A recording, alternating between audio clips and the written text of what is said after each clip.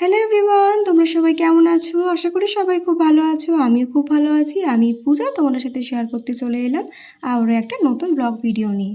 তো এটা ছিল সানডেরই ইভিনিংয়ের একটা ব্লগ। দিদিরা চলে যাওয়ার পরে কিন্তু আমরা একটু রেডি সেডি হয়ে নিয়েছিলাম। তো আজকে ঠিক করলাম যে একটু ফুচকা আনতে যাব। ফুচকাটা বাড়িতে এনেই খাবো। আর বুঝতেই পারছো কোথাকার ফুচকা। তো যাচ্ছি আজকে আমরা কাকিনাড়াতে ভুটানের ফুচকা খাওয়ার উদ্দেশ্যে, কারণ ভুটানের ফুচকা খেতে কিন্তু বাবা মা আর তোমার দাদাভাই খুব পছন্দ করে, আমিও পছন্দ করি।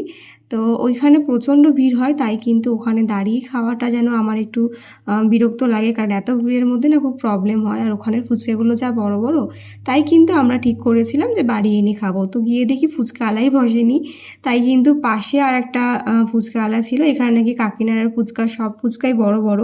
দেখো এই ফুচকাগুলো কিন্তু ভুটানের ফুচকার মতন, তাই কিন্তু আমরা এখান থেকে নিয়ে নিলাম, যেহেতু ভুটানের ফুচকা বসেনি।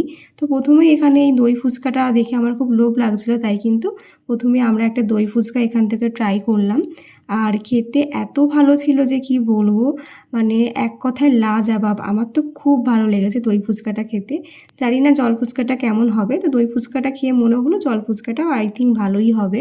তাই দেখো এখানে খুব সুন্দর করে চাটনি, দই, তারপরে যা যা লাগে আর কি দই ফুচকাতে সব কিছু দিয়ে ওরা সাজিয়ে দিচ্ছিল। আর আমার তো দেখেই এখনই জিভে জল চলে আসে। সত্যি টেস্টটা দুর্দান্ত ছিল। তবে এত বড় বড় ফুচকা একটু খাওয়াটা টাফ হয়ে যায়। তো আমি আর তোমার দাদাভাই মিলে কিন্তু দই ফুচকাটা এনজয় করলাম। আমার তো দেখেই জিভে জল চলে এসেছে, মানে এত দই ফুচকা খেয়েছি, তবে এখানকার মতন দই ফুচকা কিন্তু কোনো দিন খাইনি। আর আমি শুনেছি কাকিনাড়ার ফুচকা কিন্তু ফেমাস, মানে সব দোকানের ফুচকাগুলোই ভালো। তবে ভুটানের ফুচকাটা একটু বেশি নাম করা, তাই কিন্তু ভুটানেরটাই নিতে এসেছিলাম। যেহেতু ছিল না, বসেনি বলে কিন্তু পাশেরটা থেকে নিলাম। তো দেখো এখন ফুচকা টুচকা নিয়ে কিন্তু বাড়ির দিকে রওনা দিয়ে দিচ্ছে। আর মাম্মাম দেখো ঘুরে ঘুরে তাকাচ্ছে। ওকে দিলাম ফুচকা, তো ও খেলো না, যেহেতু ওকে ওর টিফিনটা খাইয়ে এনেছিলাম, তাই ওর পেটটা ভর্তি ছিল বলে আজকে আর ফুচকা খেলো না। তারপরে কিন্তু এখন বাড়ির জন্য জল ফুচকা প্যাকিং করে নিয়েছিলাম। আর দেখো বাড়ি যাওয়ার পথে দেখলাম হচ্ছে এখানে পানপুরে এই প্যান্ডেলটা হচ্ছে।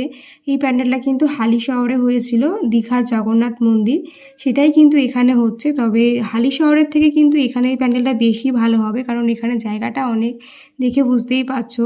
আর এই প্যান্ডেলটা আমার এত ভালো লেগেছিল যে কি বলবো। তো এখানে তো অবশ্যই দেখতে আসবো। তো দেখো অনেকটাই কিন্তু হয়ে গেছে, আর পরের সপ্তাহতেই কিন্তু কালী পুজো।